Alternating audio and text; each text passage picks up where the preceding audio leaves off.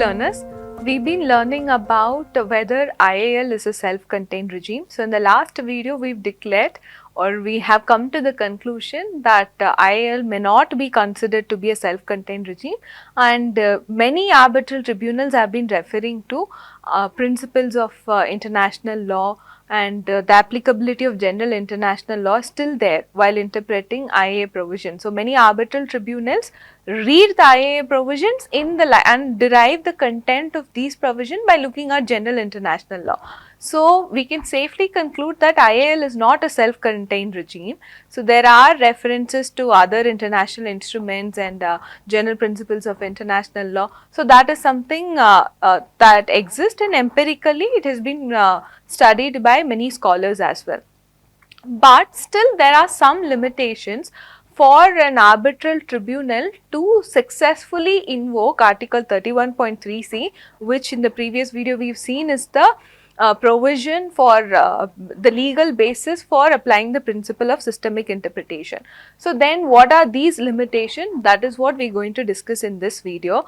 The first limitation comes from the fact of date of enforcement of the treaty. So we know there is an international investment agreement. So arbitral tribunal has to interpret a provision from that agreement. Then we know there is an international environmental agreement, and there is a provision or there is an environmental principle in that agreement. Whether that environmental principle will it be applicable while interpreting the investment agreement provision. So then arbitral tribunal has to decide this question.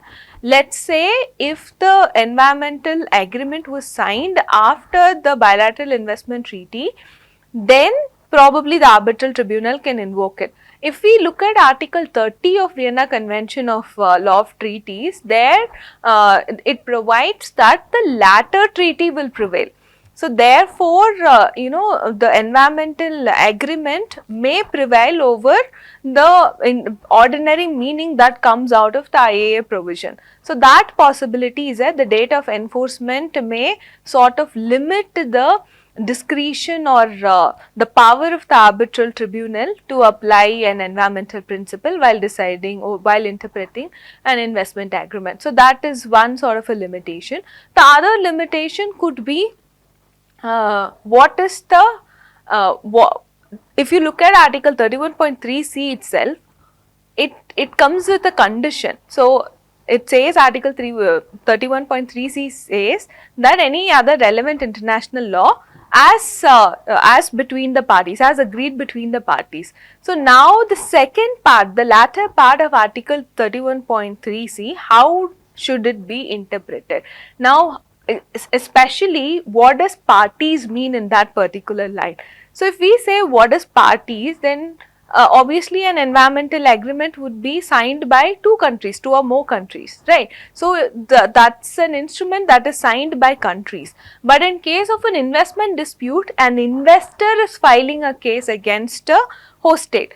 So a private corporation is filing a case against a country. So essentially in an investment dispute and an international environmental agreement, the parties are not same, right? So does it going to complicate the power, or does it going to complicate the scope of an arbitral tribunal to apply that environmental agreement by invoking Article 31.3c? There's this scholar Sima, he says the parties that is mentioned in Article 31.3c refers to the country. So in the context of an investment dispute, we'll not look at investor and the host state, but we look at the instrument. It is an international investment agreement, and who are the countries that have signed this particular agreement, and who are the countries that have signed the environmental agreement. So this is where the parties have to be compared. So that's what Sima says, and logically also it makes more sense. So I don't think so.